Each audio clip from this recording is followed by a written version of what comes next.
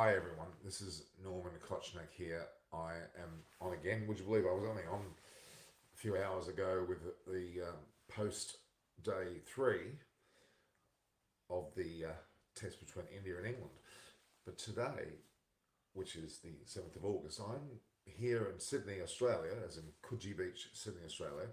And I'm going to have a very special guest joining me today who is not in Sydney, Australia, nor is he in Trent Bridge in England, nor is he in Kolkata in India, nor is he in other parts of India. In fact, he will return to India once he's finished his stint out of all places, a place which is very the centre of attention at the moment, coming into the last couple of days of the events there.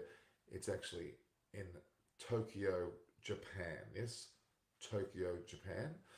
And we will have none other than esteemed guest Boria Majumdar, who is obviously, who represents India Today, Sports Tack, Arj Tack, a whole range of other channels. He's also been on Extra Time recently as well.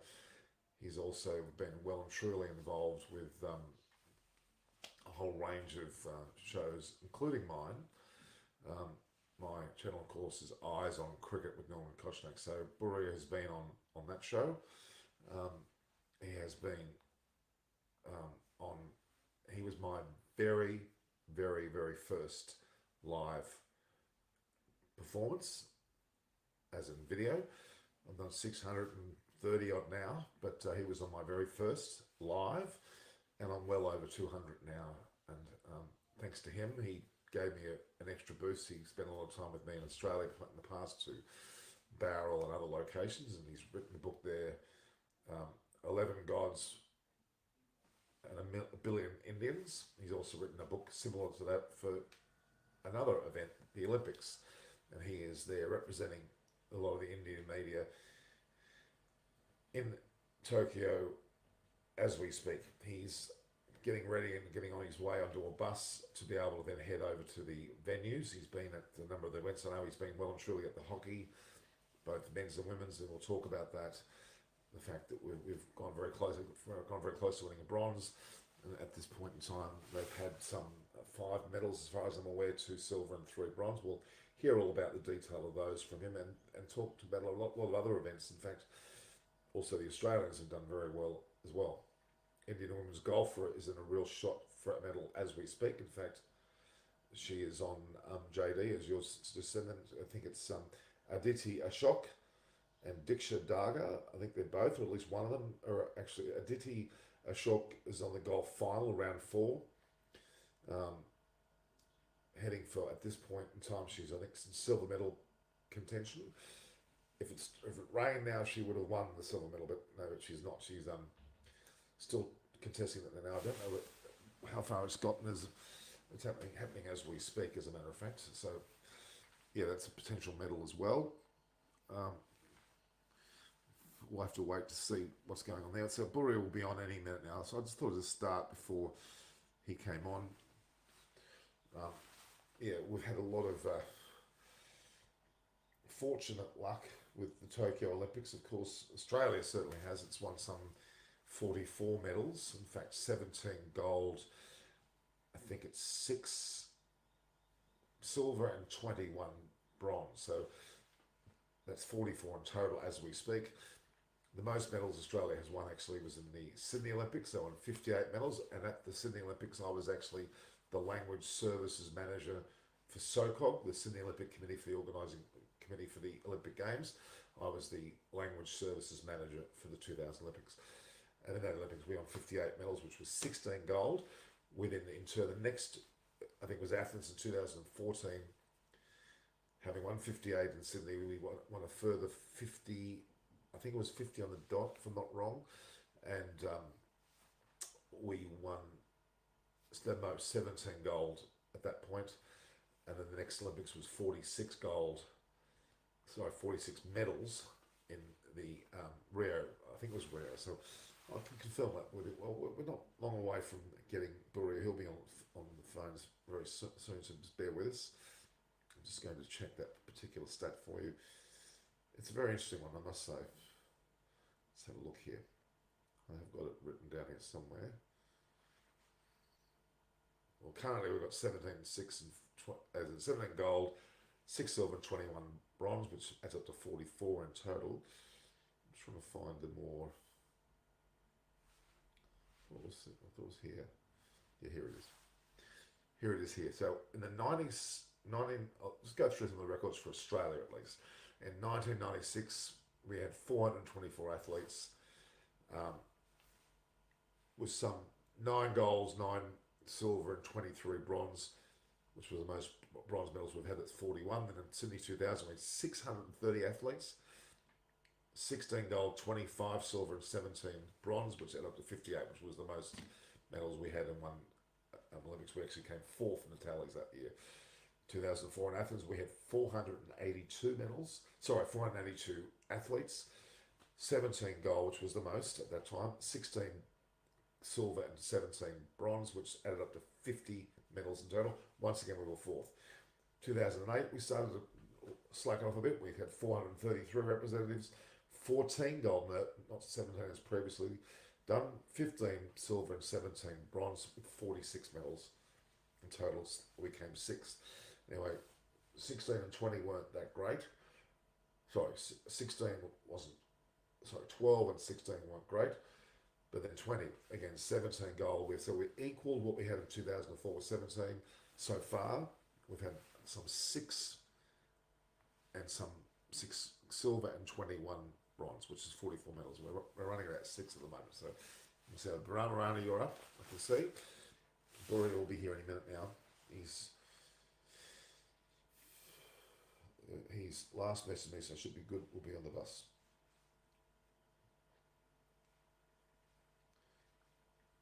Getting that.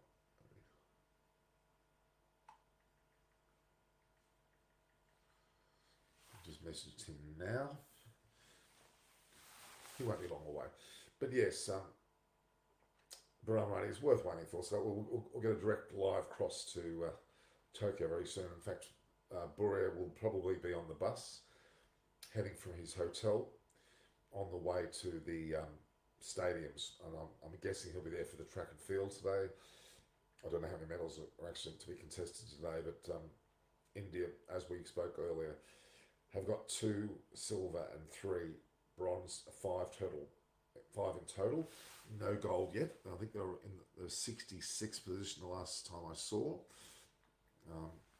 Obviously, we'll wait for Boria to come. He won't be long away.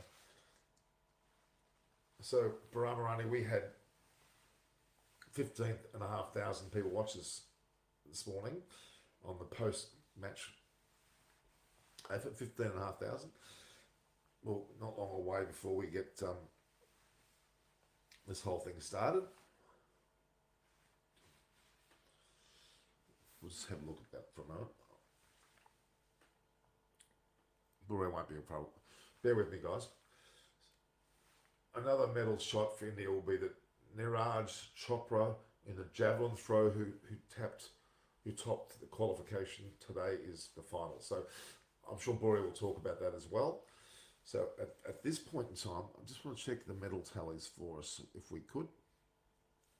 I'm just going to I've got that written up here somewhere.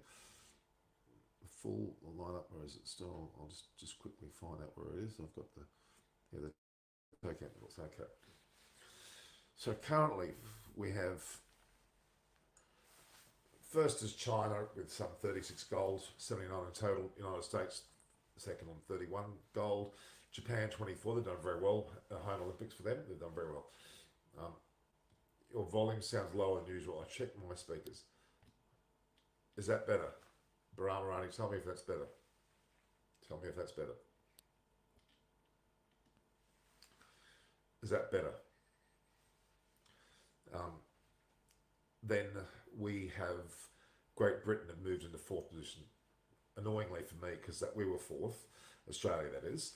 But Great Britain have got a few medals. They've gone to 18 gold with 58 in total. Russian Olympic Committee, which is a strange name for just Russia, they're 17, equal with us on 17. They've got more medals. They've got 62. We've got 44. So we are effectively equal fifth. Then Italy, Germany, Netherlands, France, New Zealand at 11th place, doing very well. Canada, South Korea, Cuba, Hungary, Brazil, Poland, Czech Republic. Jamaica's 19. They've got 4 goals. They probably got them all from the track and field. Now sand is better, is it? Is that improve? What do you mean improving? Is that better now? Okay, can you hear me, guys? Shall I speak louder? All right, so Jamaica is a 19, 20 is Spain, 21 is Switzerland, 22 Croatia, 22 Kenya. Kenya have done pretty well. Belgium, Slovenia, which is there, Sweden, Georgia, Chinese Taipei, not sure what I always thought that was China, it was Taiwan, Denmark, Iran, Norway. You can hear you. Can you hear me? When you look the other way and talk, your sound becomes low, and then when you look straight at us, it's better. Okay, is that what you're saying? Is it better now? Is it better now? Yeah, okay. So Iran, Norway, Serbia is on 32nd position, Uganda, Ecuador, Uzbekistan is 35, then Greece, Bahamas, Kosovo that was a country. Then you got Qatar, Ukraine, Romania, Venezuela, Belarus, Hong Kong in 43rd, and 45th is South Africa. They haven't done that well. As normally South Africa do very well. I will be saying hi to Boria Majumdar. He will be here very, very soon. He's here in a minute now.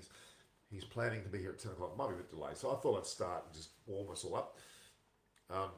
So this is going to be very exciting. This is going to be a live broadcast to Tokyo, Japan.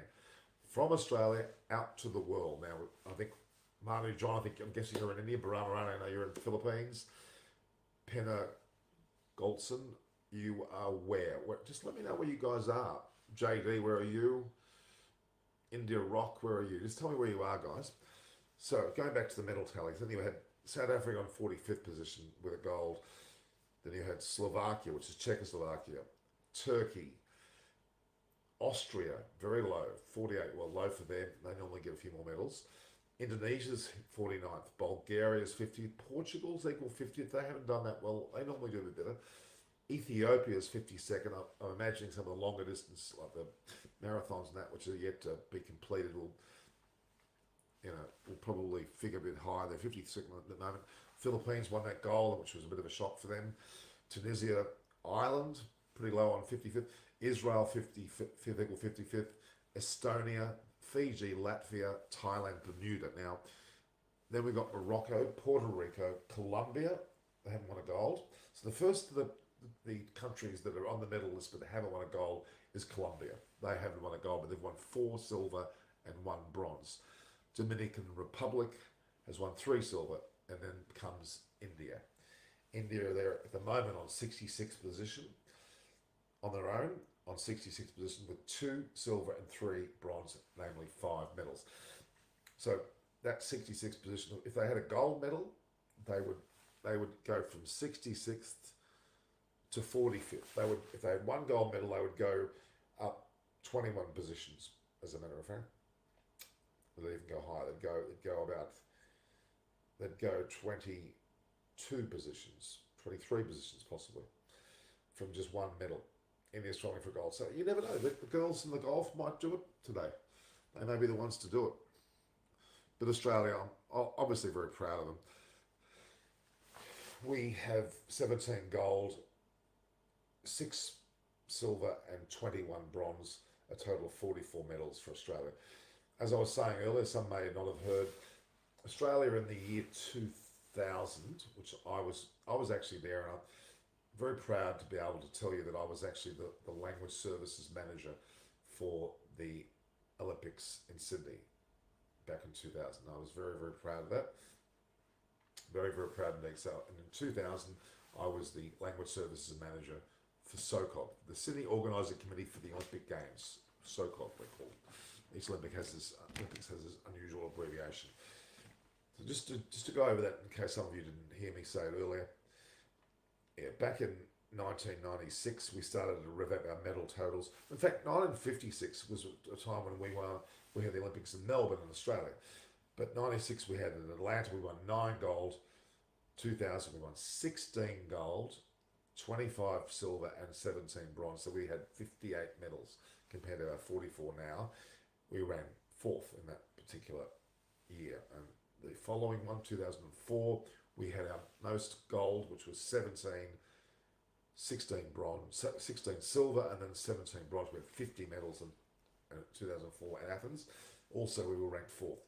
So we had 17 gold. We've done that again this year. We've got 17 gold yet again. We haven't got as many silver. We've got more bronze. So we've got 44, 6 medals short of that total, but we have got the equal number of gold medals. And we're running sixth at the moment. We ran fourth back then. So you never know. One or two more gold, we might regain fourth position at least. Because it looks as though at this point in time, China have got 36 gold. USA have got 31.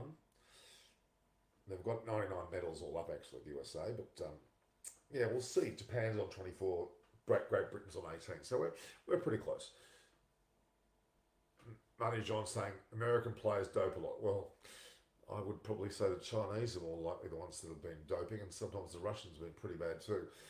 I can tell you a situation in the year 2000 in Sydney.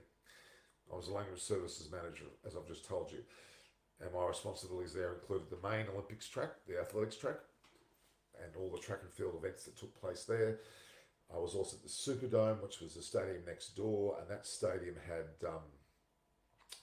the basketball, the gymnastics. I think they were the main two things in that stadium there. So the gymnastics was the biggest program there. And in that case, there was one event there that I'll never forget. Con Conteris, he was from Greece, won the 200 metres final. Greece won, I think it was Otto Bolden and another fellow, I can't remember now. There was a Canadian and a Brit in that final three. So the Greek won, and we had a Canadian and a Pom, I think. They were the three that were in there. So they're in the medal room. They were in a room, not medal room, it was actually a post-mix area, they call it. And they go there after they run the race. They prepare to go to the media and onto the medals, etc. And I had them sitting there, three of them. Now, I didn't have any need for an interpreter for the Canadian or the Englishman, but I did need one for the Greek fellow because he could not speak English well. So I had to find a Greek interpreter. Now, that Greek interpreter came from the audience because I did not plan for a Greek interpreter. Why? Because Concanteris wasn't in the top 20, 30, 50, whatever it was. He was nowhere near the top, not expected to go close to a medal. In fact, not even meant to be in the final. But surprise, surprise, he got into the final and also won it. And I had him in the room. I had the girl next to me who was Greek, who I pulled in to help me. And she asked him on my behalf, how do you feel? You've won the gold medal. How did you do it? Tell me about it. And he said, I knew when I landed in Australia that I would have it. In fact, he did because he was caught for doping. Boria Majumdar, how are you? So far, so okay, Norman. I'm on the way to the golf course for golf because one of our girls, Aditi Ashok, is doing pretty well. Fingers crossed for her. So let's see what happens. Halfway on the sort of route to the golf course. It's pretty far outside the city, about an hour and a half. So that's where I'm headed at the moment. Well, you look like you've had a fantastic time, Boria. It's been wonderful to see you on India Today, Sports Today. You've done very, very well. It's been intense. I mean, Olympics always are. This is my fifth. And it saps you at one level because there's too much happening and you want to cover as much as possible. At the same time, the timings and the distances between venues make it very, very rigorous and tough. But that's how it is. I mean, the drill is if you really want to push yourself, you can. If you don't and want to sit at the MPC, that's your choice. You know me well enough. I will try and push myself to the brink to try and excel. And I love it. I mean, one more day. So tomorrow things will come to a close, and Monday morning I'm headed back to India. But Boria, thank you for your time. You're an Olympics aficionado. I know full well I've spoken to a lot of people about. We know your cricket knowledge, my God, that's through the roof. But your Olympic knowledge is also beyond reproach by far. I believe that there's no one better than you on Olympics, especially Indian Olympic history. You've written a book on that, if not many more. Have you written more than one book? Multiple books, yes, multiple books. Yeah. It's a and fantastic story about your knowledge. I taught Olympic history at the University of Chicago for several years, at the University of Toronto for several years. So, yeah. I have a person, I must just quickly tell you, there's a person that's written to this, has actually put a message. Penna Golson, a Tibetan Indian, born and raised in India, Arunachal Pradesh. I live in the US now, watching you live right now. Big fan of Boria Majumdar's work. You do a great job too. So that's a great statement. Your fans are all over the world. It's amazing. All right, now, just tell me, I would like to find out not only about the events that you've seen and how India have gone, but let's start to talk about your experience of leaving India and going to Japan and what you experienced. Not only the protocols, but the whole initial reaction to your landing. How did you feel? Very good question. In fact, I was telling a colleague today that all said and done, when we came here, there was such a lot of apprehension that what's going to happen. And, when the first case happened in the village, will this go out of control? Will this spiral out of control? All of the protocols and restrictions, each one of us had to quarantine. We were in bubbles and we could not, go to any sort of place that was not part of our activity plans in the first 14 days. But you've got to say, and the point I want to make here, the first thing is they pulled it off. And they pulled it off well. The bubbles worked, the plans worked, people followed protocol, and as a result, tomorrow the games will come to an end. Everyone's now saying that the para games will also happen, and happen pretty easily because they've managed to pull this off very well. The COVID positivity rate for anybody associated with the games, any stakeholder, whether it is an official, a contractor, media, athlete, is 0.02%, practically nothing.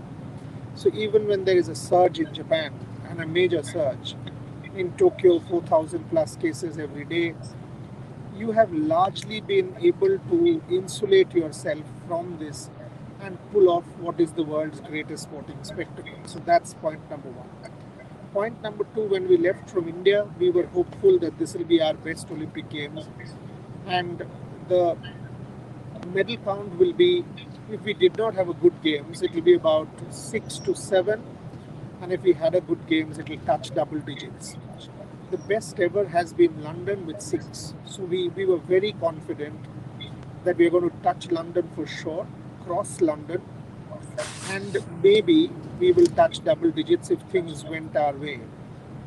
We will probably end up with 7, which is basically better than London and which will be our best game. But we can't say it has been our best games because we should have gotten 10. There have been some disappointments and some extraordinary performances, as there always is in Olympic Games.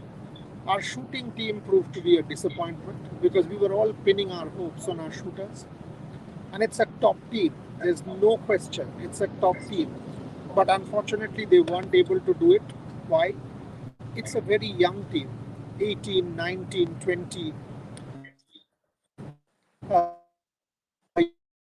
Olympic pressure started telling on them. They created Olympic records in qualifying, but unfortunately weren't able to stand up in the finals. Our archery team did not do well, and some of our famed wrestlers and boxers weren't able to stand up. Some results went against us also, and there was an element of luck, as there always is. For example, Mary Kom. That bout could have gone either way. Mary fought her heart out, and it was a 3-2 split verdict. Now in boxing, it's very subjective. It's very, very subjective. Mary actually thought she had won the bout, and it became a big controversy. Secondly, in badminton, our doubles team, which was very, very how do I say, very, very good and tipped to win a medal. They beat the world number 3 pair. They won 2 matches in the pool. It became a tie, 3-way tie for 2 matches won, and they lost out on points. The team that they beat eventually went on to win the gold. So there were these sort of very near misses.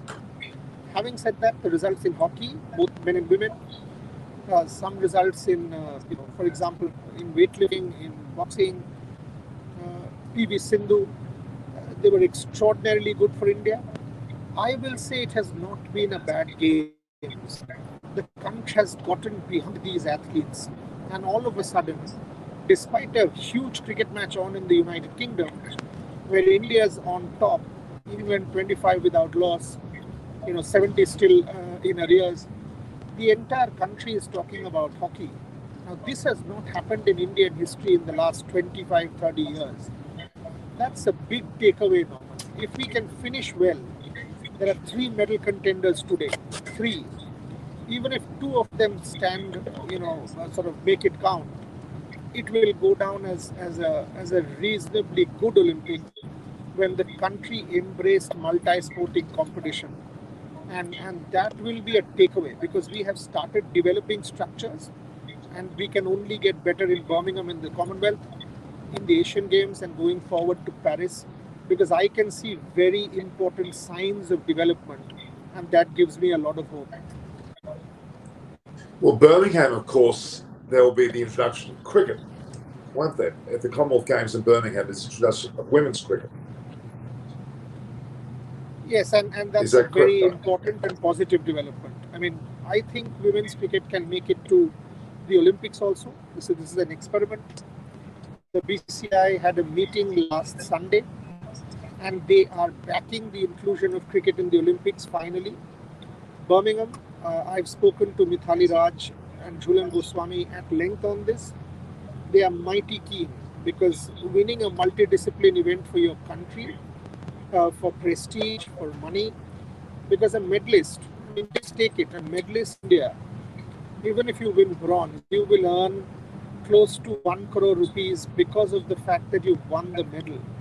Now, you might say for men cricketers it doesn't matter, but for the girls it does.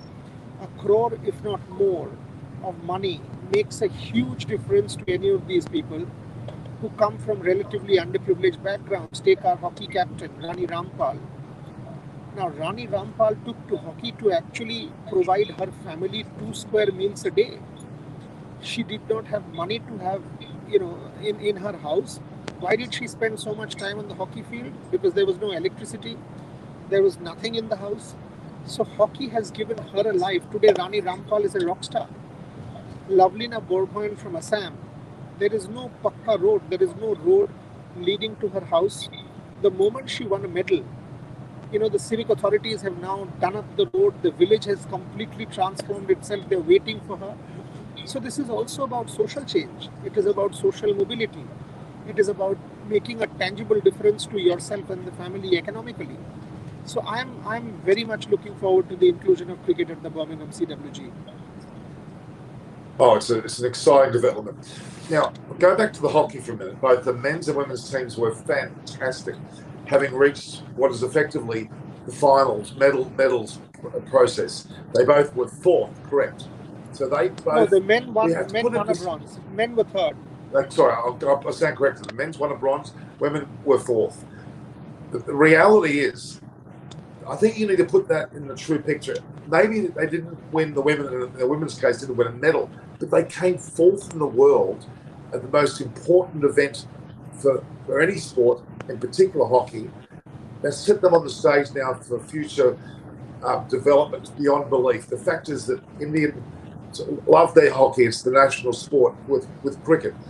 Now they have something to hang their hats on. A bronze medal with the men's.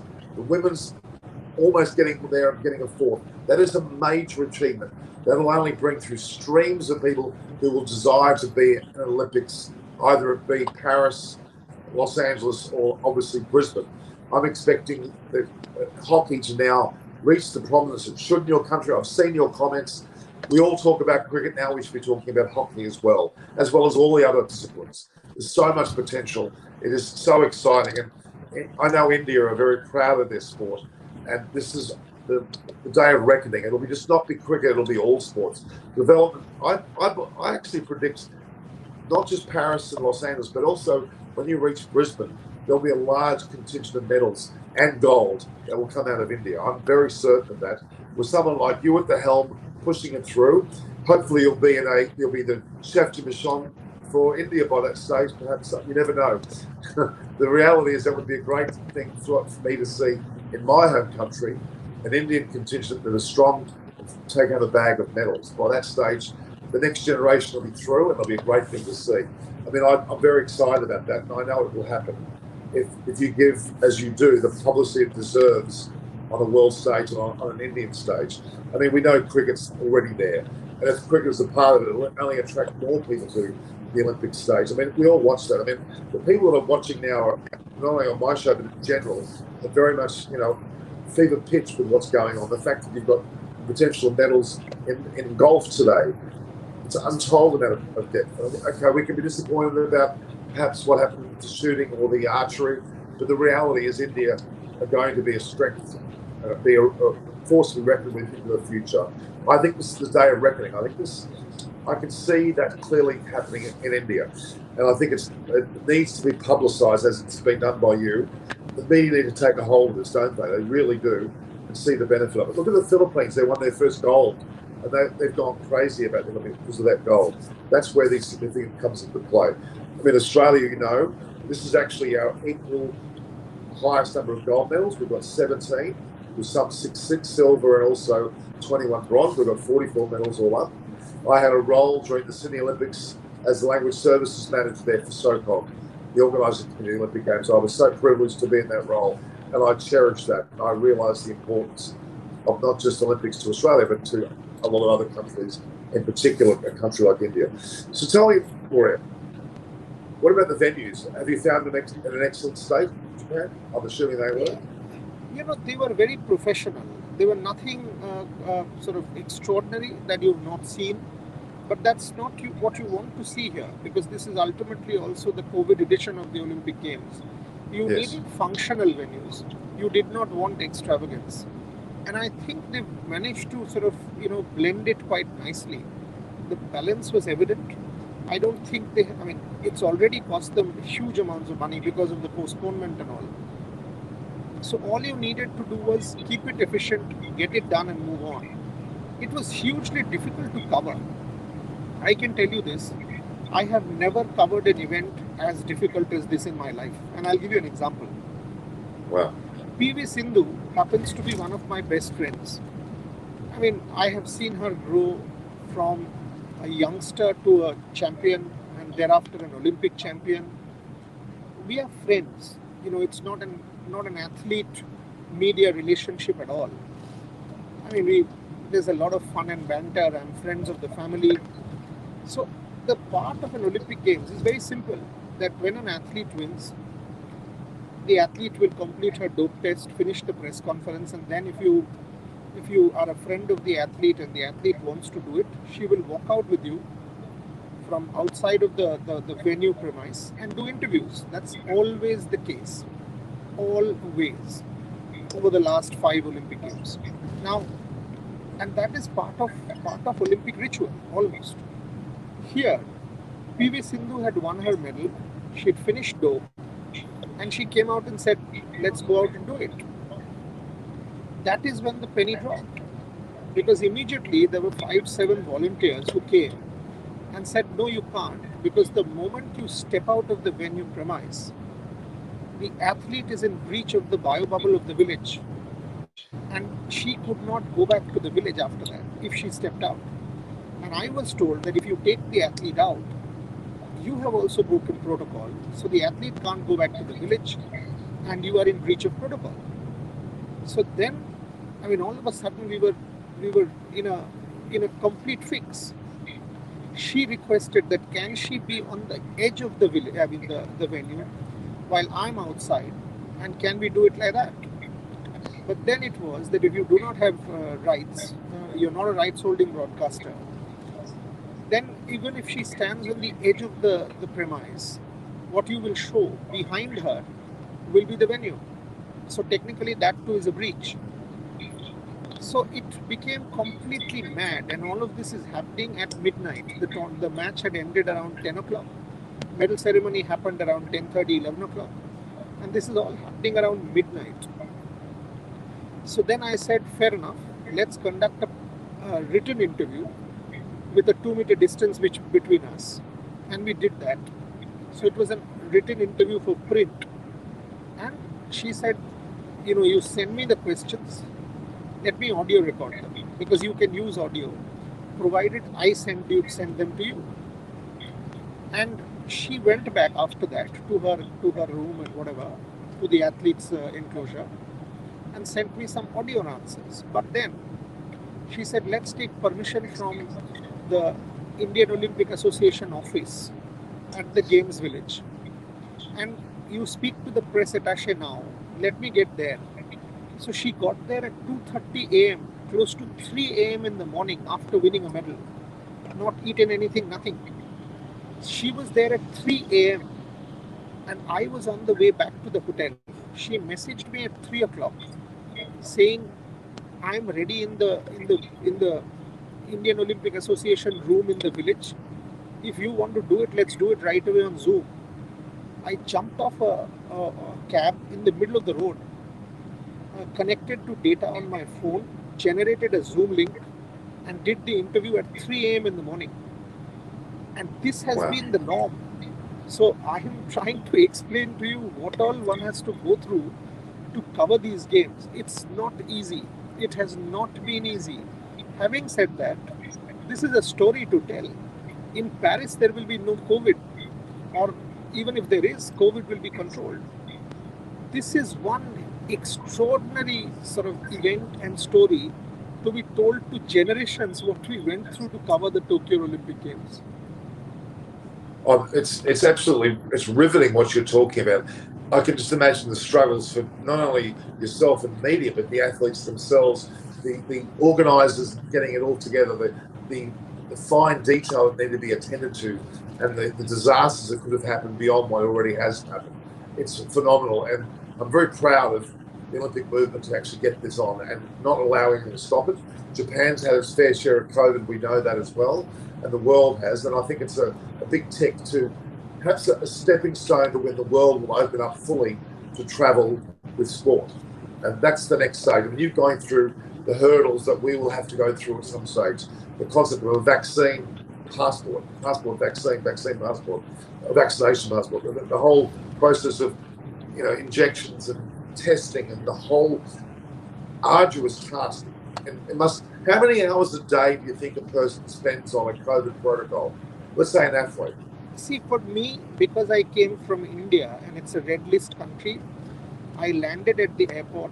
The first thing I was told is, do you have your vaccine, double vaccine certificate? I said, yes. Have you got an RT-PCR test done in the last 72 hours? Have you uploaded the report on your activity plan site? Yes.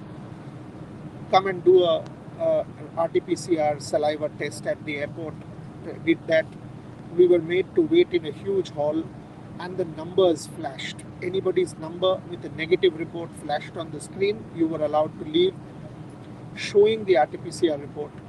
And thereafter, the first 3 days was quarantine, and it was hard quarantine. So they would come and collect our samples from the hotel. Then for first 8 days, every day, one had to test.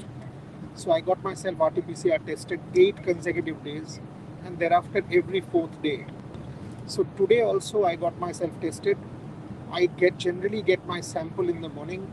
I have to go to one of the collection centers, either at the MPC or at the venues, and I drop my sample there. I leave on Monday. I need a negative RT-PCR test again to board the flight, which I got done yesterday within 72 hours. I got my report this morning, negative report. Now I've got to upload that on the website today, which I will, and that allows me to board on Monday. And then when I land in Delhi, the government of India has very kindly exempted people who are Olympic stakeholders because you're getting tested every day. But even then, I've not taken a chance. I've done an RT-PCR test. On arrival in Delhi, I think they might do another one, or they might just accept this report. Whichever way it is, on landing in Delhi, the provision is they might want to do an RT-PCR test because I've got to fly to Calcutta. And then once I'm in Calcutta, I've got to home isolate for 3 days or so. So that is the COVID drill. It's quite rigorous. Oh my gosh. Very rigorous. Having said that, only because it is as rigorous as this, I think they've been pulled this Olympic Games off. Well, that's extremely well explained, and I almost feel what you went through from what you described us, and I had a visual picture of what you went through when you were saying that. To me, that's what everyone needs to hear, that it's not an easy task, and you've got to take care of yourself when you do travel in the future. Clearly, an Olympics is even more beyond any form of rigmarole because you have athletes that need to perform on the highest on stage in front of the world. They can't miss a beat there. So what's been the highlight so far with the date, not just opening and closing ceremonies, but what's been the highlight for you of this Olympics? Is there a specific moment or a person that you've come across? See, medals are always a highlight. I mean, that is not something that I am saying anything that's rocket science. But for me, the women's hockey team has to be the highlight. Beating Australia in the quarterfinals, 3-time gold medalists, making the semis, and yesterday against Great Britain, 2016 gold medalist, down 0-2, coming back, making the match count, leading 3-2 at halftime, eventually losing 4-3. They were inconsolable. So I spoke to the coach, Shod Marina, at the mix zone, and I said to him that, oh, you know what? You may have lost a medal, but you won something bigger. You've actually won 1 billion hearts back home and inspired millions to take up the sport. And Shod Marina, a very decorated coach, he just broke down. An adult man broke down at the mix zone and was howling.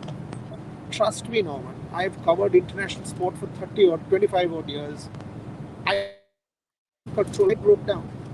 Rani Rampal, the captain, was constantly telling me, sir, हमने सब दिया है. We've given it our all.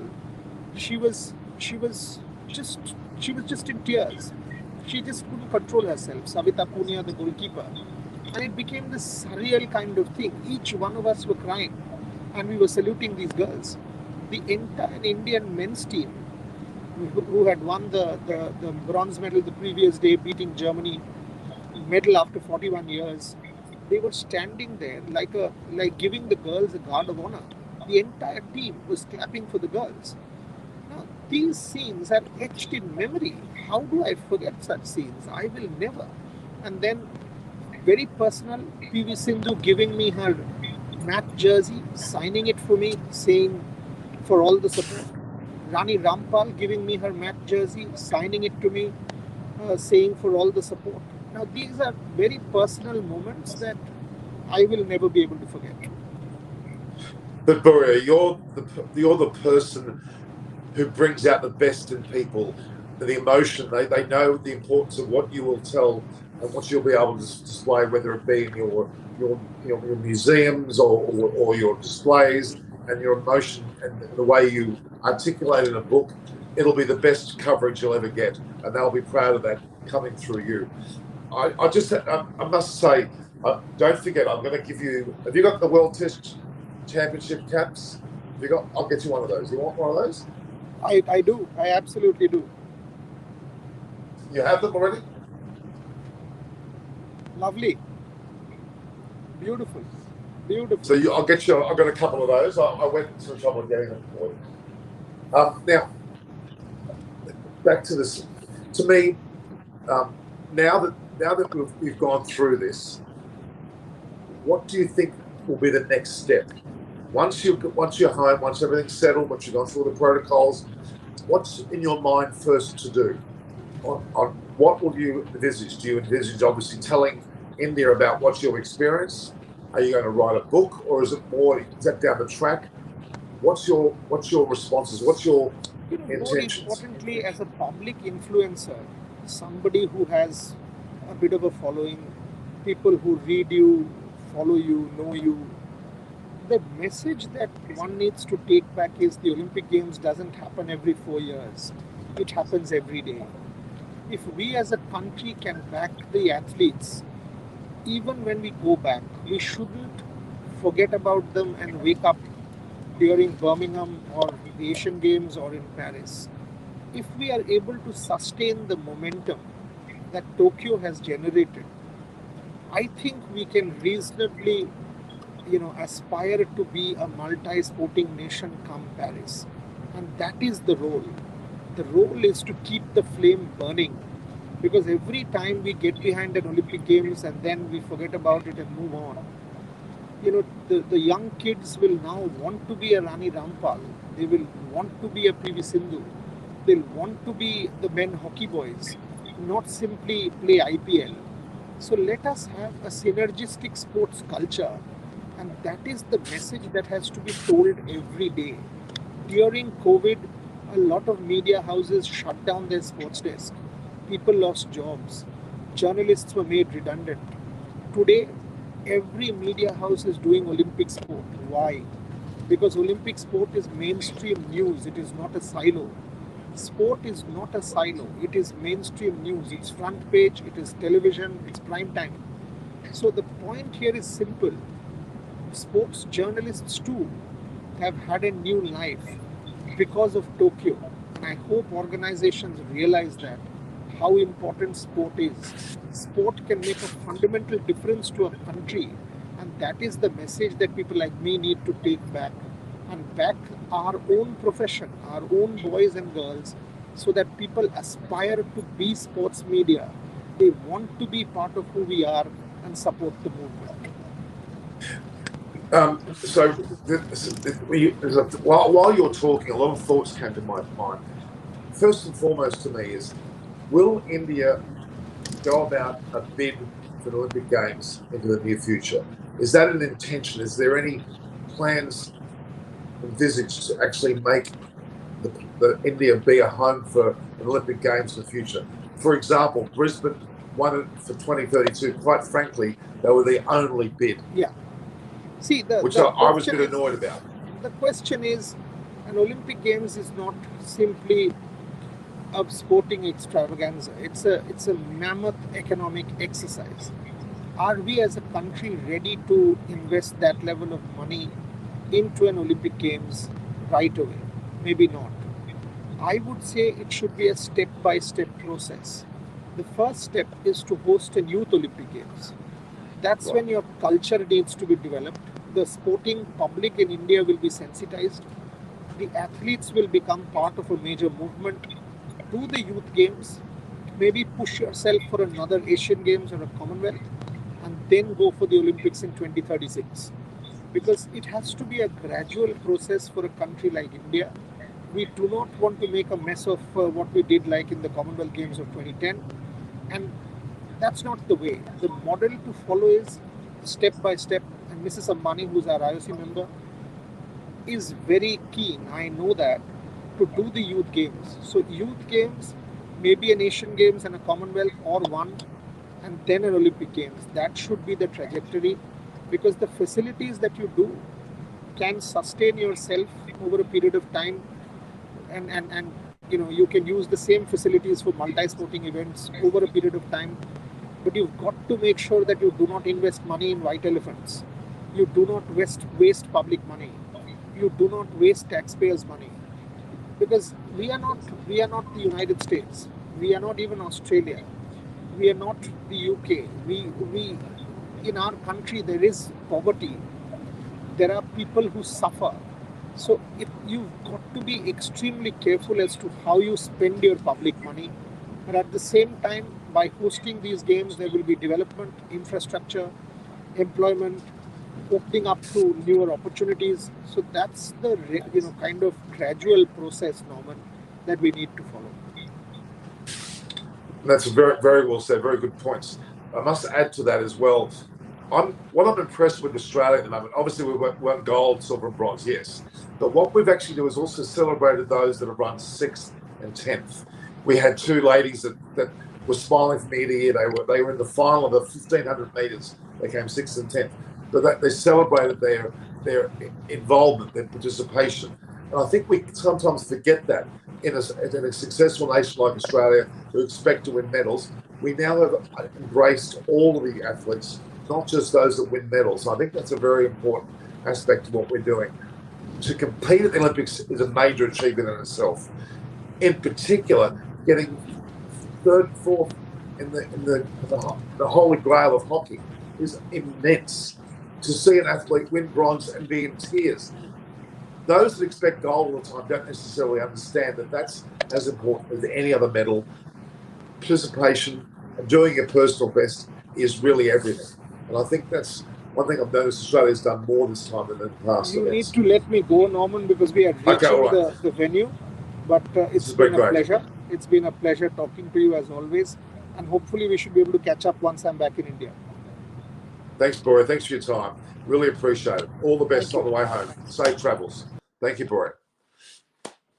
I think that is a very special interview I've just had with none other than Boria Majumdar, one of the leading sports journalists, if not the leading sports journalist. He has a museum in Kolkata which you should all visit.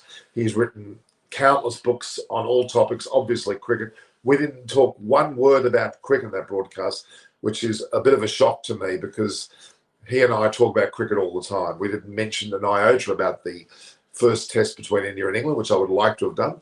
He's now left now. So that is an amazing situation. You heard from Boria himself the difficulty of protocols, the success of the Indian teams, both hockey, men's and women. Men's with the bronze, women's getting fourth, very close to winning the bronze as well. A number of athletes through other disciplines. Fantastic result. India's now 2 silver, 3 bronze, with others coming in golf and other events today. We're going to see some good results there for India. Very well done indeed. The world needs to follow their sport, and India in particular has the ability to do that in the future. Clearly, with cricket perhaps coming through in the future, but all disciplines, the shooting, the archery maybe didn't do that well this time, but certainly the hockey, certainly such events as the boxing and the wrestling and a whole range of others. And there's many other sports where India have done particularly well. Anyway, well, thanks for your... So the Indian women's team for the bronze has been, obviously that was a big moment. And Buria's got a number of great things to put in his museum from this as well. He's written books like I Have Behind Me and many others. So hooray for India and hooray for the world. Olympics is here and come. Yeah, Manajan, you're right about the fact that Australia has a lot of facilities to provide, unlike India. But India also has the might of numbers, there's a lot of great venues. I've seen them personally where obviously cricket takes center stage. But I think we must see more of that in the future. When a country is rich in their sport, they're rich at everything they do. And it's not just simply cricket and even hockey. India has a lot of events where they are very heavy in participation, and they all do more and more over time. I think it won't be long before we see, hopefully 2032 and 2036, that's only some, 11 and 15 years away, we'll see some results of great magnitude from India. And that was a great session, guys. I appreciate your time. Any questions you've got, I'm happy to take them, but Olympic medal count on quality, not quantity. Exactly. Avinash Vishwakaram, you are very right. It's not only about quantity, because it becomes like a churn. Like China and Russia are notorious for churning through their athletes, getting them from an extremely young age and pushing them through. And I think the enjoyment factor goes very quickly. And I'm not impressed with the way those two countries have done it. My beard is fantastic. It looks a bit like Santa Claus, doesn't it? This is purely COVID. It's purely COVID. It's become something that I've just let go. It'll go eventually, guys. You think this is a much better look than being clean shaven? Okay, I'm glad you're impressed, but it's going to get bigger as time goes on, I'll tell you. All right, guys, we've got the first test, as you would know. I'm on not only the Olympics, we've also got the first test. We're into the fourth day of the fourth day of the first test. India in ascendancy with England still some 70 runs in arrears. We'll see more of that later this afternoon, my time. In fact, morning time in England, and be around about, I think, 6:30. So it's about 2 p.m. Indian time. So Any views on women's golf? Well, it's been fantastic. The silver position was the last I heard. I'm not hearing what's happening now. They've got a mighty good chance of getting a medal there. Silver at this point, could be more than that. Let's hope it's gold. Be it increases my personality, and it'll be a sports superpower within the next 20 years. I think they will be. They're on their way. Look what's happened with cricket since the days of Kapil Dev in '83, right through to the times when the likes of Dravid, Laxman, and then Tendulkar, of course, Ganguly, and we've now moved to the age of Dhoni and Kohli, and now with Kohli, we've reached a man who has won 59% of his test matches, with some 61 tests as captain, and a whole range of raft of young people through the T20 churn, and there's amazing quality in cricket. Hockey could well be at a pinnacle right now, having reached a bronze medal and a 4th position for men's and women's, beating Australia, matching it with the likes of Germany. You've got your superpowers there in terms of hockey for sure, and India are now squarely in the middle there. That's just hockey, badminton, shooting, archery, tennis, golf. Obviously, then the likes of even badminton. I think I mentioned badminton before. But there's a whole range of sports that India can also excel in, and they will. And there's plenty more. All right, guys. Will T20 cricket be out of the Olympics? Yes. Well, we talked about that earlier. In Birmingham, which is next year, the Commonwealth Games, women's cricket is going to be included. So that's a stepping stone into other youth Olympics, and then obviously, ultimately, the Olympics. I can't see. I'm thinking that at the very latest, it'll be in the 2032 Olympics in Brisbane, in Australia, in Brisbane, Queensland, Australia. That's some 11 years away. But I think it may be well earlier than that. We've got the 28 Games, which is in fact in Los Angeles, and the 24 in France. Well, I'm sure we'll see it at some stage coming through. The Commonwealth Games is going to become a regular. The Youth Games, I believe so as well. Olympics is just around the corner, I would imagine. The latest 2032. And maybe you'll host the Olympics in 2036, and cricket will be one there, as well as hockey and a whole range of other things. Onwards and upwards, guys. Okay, we're just coming up to an hour. I think that's long enough for this show. We've had Boria Majumdar as our great guest. Don't forget to view, like, and share the posts, and please make sure that you go to my Instagram and my Twitter handle at Norm Koch. But eyes on cricket with Norman Kochnek. You must subscribe. You'll get plenty more coming up in the future. I've just had Boria Majumdar, one of the leading sports journalists in India, certainly, and I would argue the world. He's on Sports Tech, India Today, Arj Tech, and Sports Today itself. Onwards and upwards, guys. So good on you all. I'll talk to you very soon. Take care, and I'll talk to you later on this afternoon with the preview of day 4 of the first test match between India and England. We're not going to talk about Australia versus Bangladesh. Australia lost. Well, they've already lost the series. They've lost the first 3 matches, 3-0 to Bangladesh. They've got 2 left. Hopefully, there's not 5-0, but it's looking that way. I'll tell you what, they can't score runs. So all the best, guys. We'll talk to each other soon. Bye-bye.